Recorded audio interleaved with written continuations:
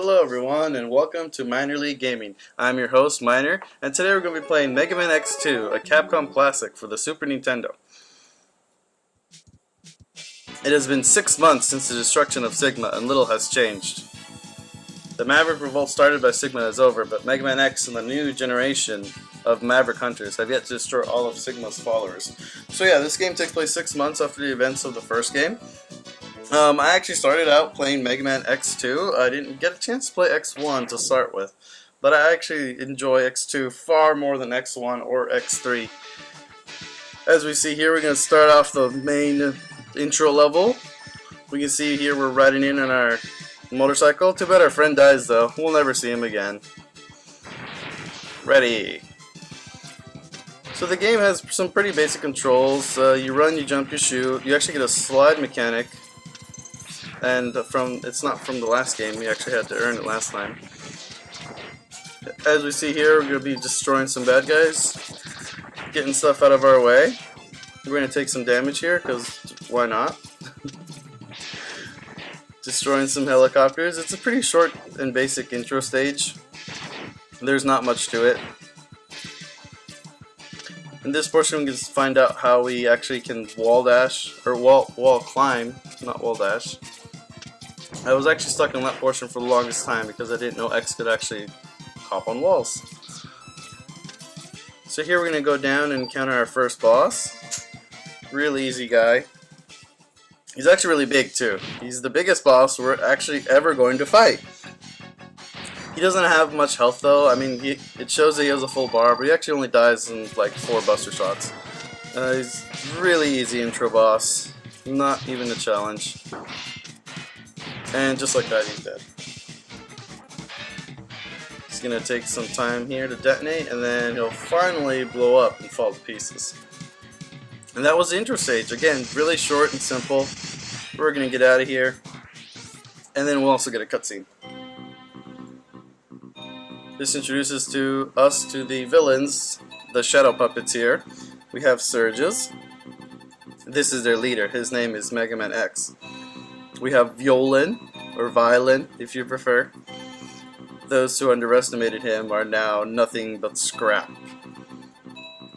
And Aja. We won't make the same mistake. He is powerful, but he is blind to what is happening around him. Our Mavericks will keep him busy until we are ready. Yes, how is the plan proceeding? Collection is proceeding as scheduled. However, we are having problems with the control chip. We have little time. We must finish construction on schedule. We must construct additional pylons. So now we get introduced to our 8 robot masters here. We have Wire Sponge in the weather control stage. We have Morph Moth in the robot junkyard. Flame Stag in the volcanic zone stage. Magna Centipede in the central computer stage. Crystal Snail in the Energon Crystal stage, Wheel Gator in the Dinosaur Tank stage, Bubble Crab in the Deep Sea Base stage, and Overdrive Ostrich in the Desert Base stage. We're actually going to start off here with the Deep Sea Base. Our man, Bubble Crab. The smallest of the Mavericks here, Bubble Crab. So he's a short and stout guy.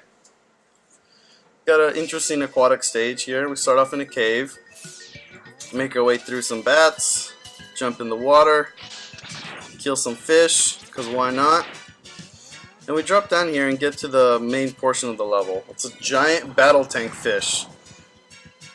Now the idea is that you'll actually follow this battle tank fish throughout the stage, and he'll be like shooting missiles. He's got a laser and spotlight on him. He drops mines occasionally. Overall, just really annoying. So we're not going to try and deal with him too much. I mean, you can see it takes a bunch of buster shots just to bust up his tail. And he's got like 6 portions you have to destroy. So we're kind of going to try and ignore him. We're going to jump up here to try and get a heart tank. It's the first one that we could acquire actually in this stage. There we go.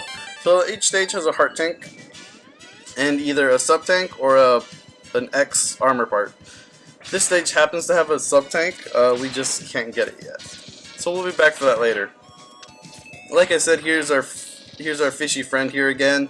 We're going to try and just trail slightly behind him so we don't have to deal with the constant barrages of missiles and lasers and whatnot. Stay out of his searchlight, kill a few jellyfish. Overall, it's a pretty simple stage if you ignore the fish. We'll go down here for some energy. Not that we need it, but it's there, and it lets us hide from the fish. Let him pass. Oh god, get out of here, jellyfish. The sub-tank is actually right above us right now. We just can't jump that high. Although the water does let us jump a lot higher than usual. So we're just going to let our fish friend here pass us up. Keep on going. This is a relatively short stage. We're actually almost at the end already. Just continue following our fish here. Get hit by a jellyfish because why not? Oh, he thankfully dropped energy for us at least. And just like that, our fish friend is gone. Easy. So now we'll hop out here, get out of the water, and make our way to the boss. So we'll just kill a few guys here and then slowly make our way up to the boss room. Nothing too crazy. Although those guys on the side of the walls with section clip are pretty annoying. So we'll make our way up, try not to get hit. We get hit anyways. Oh well, we're still full energy. Alrighty, boss room time. So Bubble Crab is an interesting boss. He actually has the ability to project a bubble shield for himself, and it takes several buster shots to actually break through it. But that's okay, we're going to be using a technique that actually has him dropping his bubble shield and allowing us to get some buster shots in. So what we're going to do is going to jump over his head. That will force him to use his shoulder spike attack. He'll generally miss, and then he'll also break his bubble shield. For whatever reason, whenever you jump over him, his priority is to use that attack. As you see here, he likes to hop around and whatnot, likes to collide with us. We'll get a few shots in, then we'll have him jump. He does have other attacks, as you can see. We're going to try and limit him to just using the spiky shoulder pads of doom, though. Ow, that hurt. See, there we go, jump over him. So we're doing alright here. We've taken some damage, but we're just whittling him down slowly, not letting him do much else. Again, he likes just hopping around. I'm sure he's a very interesting guy, but we have to kill him. Oh well. Oh no! He did a special attack. Let's see if we can get around him. No, no, he did it again! Holy crap, there's so many of them on the screen. It's actually lagging out the game. There's never meant to be this many dudes on the screen at once. Holy crap! There, we got him. How they all died at once. That was pretty close, actually. So with that marks our first kill. And every time, in the Mega Man X game, every time you get a kill, you actually acquire their power. So let's get out of here first. Yeah, alright. Our first power-up is actually kind of pathetic. It's going to be a bunch of bubbles. It turns us detergent yellow. The Mr. Clean bubble attack. It's actually called Bubble Splash. It's not very useful throughout the game. It doesn't do a lot of damage, but we'll be using it here and there. I'm going to skip our password because we don't need it. So up next is actually going to be Flame Stag, as he is very weak to Bubble Splash. It is the bane of his existence. Flame Stag. Now Flame Stag stage is pretty cool. For starters, it has 2 power-ups we can immediately acquire, which is great. It also takes place on a volcanic region, mountain type area. So first I'm going to jump on this little helicopter dude right here. I'm going to ride him all the way to the top, and then we'll hop off. And there's our first energy tank. So the sub-tanks, or energy tanks, what they do is they'll collect energy if you collect energy while you're full, and store it for later use.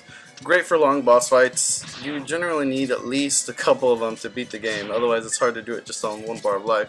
You can also hear the little beeps that it signifies that it's actually collecting energy. So we're going to hop out here, trying to outpace this lava, grab the energy tank, make our way out just as the lava comes up.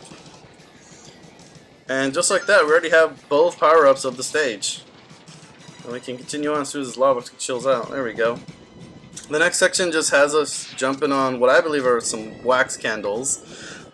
And these pillars will fall as soon as we touch them. Let's grab that energy. All you have to do is just sort of time your dash jumps and you'll be good. You'll never hit the floor. This stage is also pretty short. We're actually near the end. We just need to make our way up here to the boss, and that's it. We have some canisters here that are spewing out gas, and these little flame guys just come on down and set them ablaze. Don't do too much damage, but they are generally annoying. Let's see if we can avoid the last one here. And oh, we almost avoided him. That's alright. We really don't need a full HP tank to fight Flame Stag. With our bubble attack, he's gonna die really easily. So we'll get under here. His stage is actually pretty high. He spends most of his time jumping up and down and about, shooting fireballs here and there.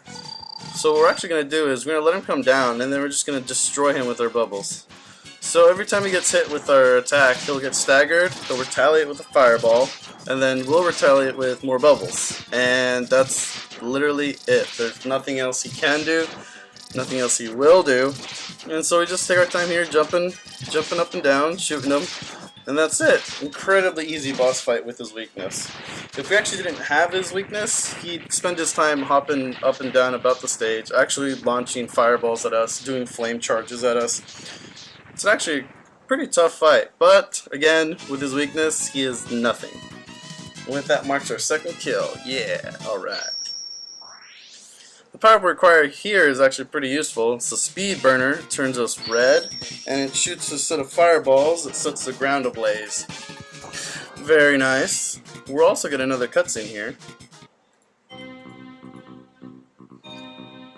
Meanwhile, in the Legion of Doom, I see now why Sigma fell at the hands of Mega Man X. He is quite formidable. Ah, thanks, Shuttle Puppets, you honor me. I am not sure our Mavericks can hold him long enough. We may have to intervene. Meanwhile, HQ. Hey, Doctor. Doctor, what happened? A group of Mavericks calling themselves the X-Hunters have just contacted us. Oh, they're super nice, though. Greetings! We have all of Zero's parts. They can be yours if you can defeat us. We look forward to meeting you, X. They're super nice, actually. They could have just been like, you know what, you guys suck. This message is just to inform you that we hate you and that we will not be letting you get Zero's parts. But they're actually really nice. They're giving us a sporting chance to duel them for Zero's parts. So this starts the little mini hunt for the game where you can actually challenge them in a stage and collect Zero's parts. There's actually 3 of them.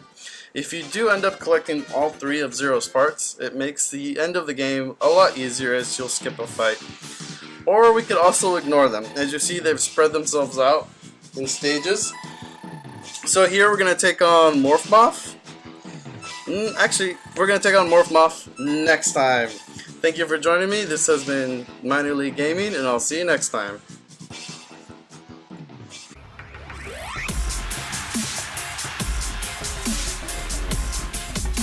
Get it.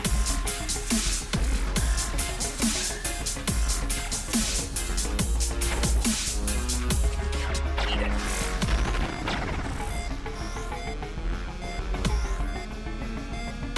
I don't want to see. Doesn't have a lot of health though.